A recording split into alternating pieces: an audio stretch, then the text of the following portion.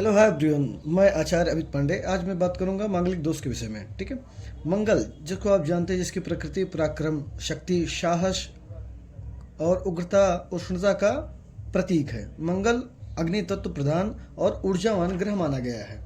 ठीक है। यह पुरुष एवं स्त्री के रक्त एवं स्वभाव में उग्रता और उत्तेजना की ऊर्जा का संचार करता है। पुरुष के साथ शुक्र साथ मिलकर पुरुषों में वीर, चंद्रमा के साथ मिलकर स्त्रियों में रज की उत्पत्ति करता है। उससे संतान का जन्म होता है। अतः पुरुष और स्त्री की जन्म कुंडली में मंगल की स्थिति को देखना बहुत ही आवश्यक होता है। अब हम बात करेंगे कि मांगलिक दोष बनता कैसे है। जैसे कि आप ये देख रहे हैं चार्ट है। ठीक है। लग्न में यहाँ पे मंगल हो, द्वितीय भाव में मंगल हो, उसके बाद में चतुर्थ भाव में मंगल हो, सप्तम भाव में मंगल हो, अष्टम भाव में मंगल हो या फिर 12वें भाव में मंगल हो, तो ऐसी स्थिति में मांगलिक दोष उत्पन्न होता है। इस दोष का वैवाहिक संबंधों की स्थिरता और दाम्पत्य जीवन की समरसता पर गहरा प्रभाव पड़ता है।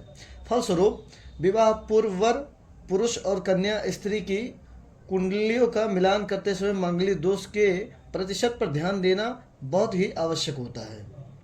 कुछ विद्वान ज्योतिषविद चंद्र व शुक्र से भी उपरोक्त भावों से मंगल के होने को मांगलिक दोष मानते हैं। अतः लग्न, चंद्र व शुक्र तीनों से मांगलिक दोष देखना ठीक रहता है, अन्यथा अमंगल की आशंका बनी रहती है। ठीक है। और इसमें होता क्या है, अगर मांगलिक दोष विचार किए बिना विवाह आप करते हैं, स्त्री का हो या फिर पुरुष का हो, ठीक है, वर का हो या कन्या का हो, तो उसमें विवाह के 4 वर्ष के बाद में अलगाव, तलाक, विधवा होने की स्थिति उत्पन्न होती है। रिलेशनशिप में प्रॉब्लम्स बहुत ज़्यादा देखने को मिलती है। ठीक है। अब मंगल का जानेंगे कि पोजीशन कैसा होता है। ठीक है। कितने परसेंट तक मंगल ज़्यादा पॉजिटिव और नेगेटिव फल देता है, कौन से भाव में। जैसा कि आप लग्न देख रहे हैं। ठीक है। फर्स्ट हाउस में अगर मंगल रहता है, ठीक है, तो मांगलिक दोष बनता है और इसमें 50 से 60% इस दोष का प्रभाव व्यक्ति के जीवन में देखने को मिलता है। अब बात करें द्वितीय भाव की, तो द्वितीय भाव में लगभग 60 से 70% मांगलिक दोष का प्रभाव व्यक्ति के जीवन में देखने को मिलता है। अगर बात करें हम चतुर्थ भाव की, ठीक है, फोर्थ हाउस की, तो इसमें 70 से 90% तक मांगलिक दोष का प्रभाव व्यक्ति के जीवन में देखना पड़ता है। ठीक है। और बात करें सप्तम भाव, सेवंथ हाउस की, तो इसमें 70 से लेकर 125% मांगलिक दोष का प्रभाव व्यक्ति के जीवन में देखने को मिलता है। ठीक है। और अब बात करें हम कि अष्टम भाव में मंगल सबसे ज़्यादा खराब माना गया है। जैसा कि आप जानते हैं कि ये मृत्यु का भाव है। ठीक है। तो यहाँ पे जब मंगल होता है और मांगलिक दोष बनता है, तो यहाँ 250% कन्फर्म होता है कि इस चीज़ का निगेटिव प्रभाव व्यक्ति के जीवन में देखने को मिलेगा ही मिलेगा। 12वें भाव में मंगल जो होता है, ये टोटल 40 से 50% खराब फल देता है। ठीक है। आइए अब हम जानते हैं कि लग्न, द्वितीय, चतुर्थ, सप्तम, अष्टम और द्वादश, इन पांचों भावों में मंगल की कंडीशंस कैसी होती है, सॉरी, इन 6 भाव में मंगल की कंडीशंस कैसी होती है और इन 6 भाव में अगर मंगल होते हैं तो क्या फल देते हैं। ठीक है। हम स्टार्ट करते हैं लग्न से। जैसा कि देख रहे हैं तनु भाव लग्न, ठीक है, यह कुंडली का प्रथम भाव है। इस भाव में मंगल के होने से व्यक्ति के स्वयं के व्यक्तित्व और मानसिकता का पता चलता है। सौभाग्य या दुर्भाग्य का ज्ञान होता है। चतुर्थ, सप्तम, अष्टम भाव पर पूर्ण दृष्टि होने से पारिवारिक सुख में कमी, मातृ सुख का अभाव, जीवन साथी के साथ कटु संबंध और उसकी आयु में क्षीणता का आभास होता है। ऐसी स्थिति में दाम्पत्य जीवन में आपसी मनमुटाव, मारपीट, ईर्ष्या, द्वेष का वातावरण बन सकता है। ठीक है। दोनों पक्ष नीरस रहते हैं, ये समझ लीजिए आप। अब बात करें हम सेकंड हाउस की, अर्थात द्वितीय भाव की। द्वितीय भाव में दक्षिण भारत के विद्वानों के मतानुसार इस भाव में मंगल का होना मांगलिक दोष उत्पन्न करता है। ठीक है। और अब भारत में भी बहुत सारे ज्योतिषियों का यही मत है कि सेकंड हाउस में अगर मंगल होता है तो मांगलिक दोष बनता है। ठीक। तो मेरे विचार से यही सही लगता है। यह परिवार का धन का भाव है। ठीक है। जैसा कि आप जानते हैं कि इसको मनी प्लेनेट कहा गया इस भाव को। ठीक है। यहाँ से धन का विचार किया जाता है कि व्यक्ति को धन कहाँ से प्राप्त होगा, कैसे प्राप्त होगा। तो यहाँ पे अगर मंगल बैठता है तब भी मांगलिक दोष का निर्माण होता है। और मंगल स्वयं का मारक और जीवन साथी की मृत्यु का यह भाव भी कहा गया है। ठीक है। इस भाव में जो भी ग्रह होता है वो स्वयं की मृत्यु और जीवन साथी की मृत्यु का भी यहीं से निर्धारण किया जाता है। ठीक है।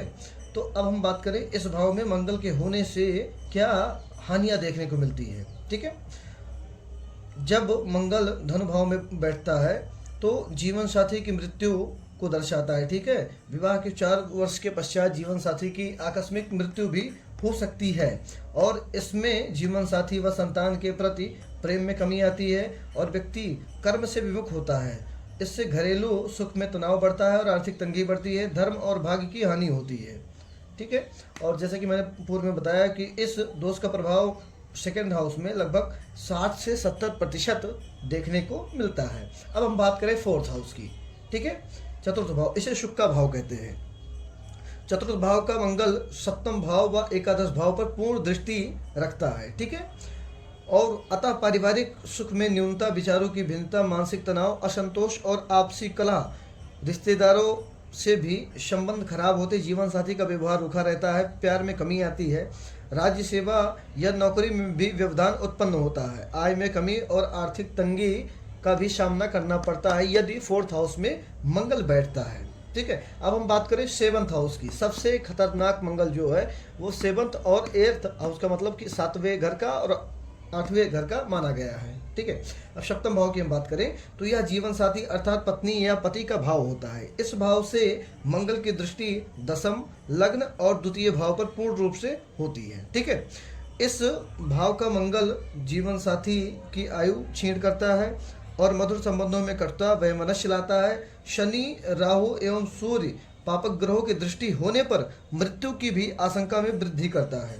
दशम भाव पर दृष्टि से रोजगार में कमी और लग्न भाव पर दृष्टि से उग्रता और क्रूरता तथा द्वितीय भाव पर दृष्टि से परिवार सुख में विघटन आता है। इससे अलगाव, तलाक, वैधव्य जैसी स्थिति उत्पन्न होती है अगर सेवंथ हाउस में आपके मंगल बैठा हुआ है। ठीक है, अब हम बात करें अष्टम भाव की। अष्टम भाव में यदि मंगल बैठा हुआ है तो इस भाव में मंगल अत्यधिक अनिष्टकारक होता है। यह आयु एवं मृत्यु का भाव है। इस भाव के मंगल की दृष्टि एकादश, द्वितीय और तृतीय भाव पर होती है। ठीक है, सीधी पड़ती है। इससे आर्थिक स्थिति में गिरावट, जीवन साथी की आयु की क्षीणता आती है। यदि शनि, राहु, केतु और सूर्य की इस भाव पर दृष्टि पड़ती हो तो मांगलिक द्वेष बढ़ जाता है। इससे वैवाहिक संबंध समाप्त हो सकते हैं, अलगाव, तलाक, यहाँ तक कि मृत्यु भी हो सकती है। जैसे कि मैंने बताया कि इस भाव पे अर्थात अष्टम भाव पे मांगलिक दोष 250% बनता है। ठीक है, तो ये रहा। और 12वें भाव का जो मंगल होता है तो 12वें भाव का मंगल विशेष कष्टकारक नहीं होता, लेकिन फिर भी मांगलिक दोष होने की वजह से 40-50% इसका प्रभाव व्यक्ति के वैवाहिक जीवन में देखने को मिलता है। जैसे कि यहाँ पे अगर मंगल है तो इस भाव का मंगल तृतीय, षष्ठ एवं सप्तम भाव की पूर्ण दृष्टि रखता है। ठीक है, मतलब इन तीन भाव को पूर्ण दृष्टि से देखता है। अतः जीवन में परिवार के सदस्य, भाई बहन और निजी शत्रुओं का हस्तक्षेप बना रहता है। जीवन साथी के साथ शैया सुख में भी कमी आती है।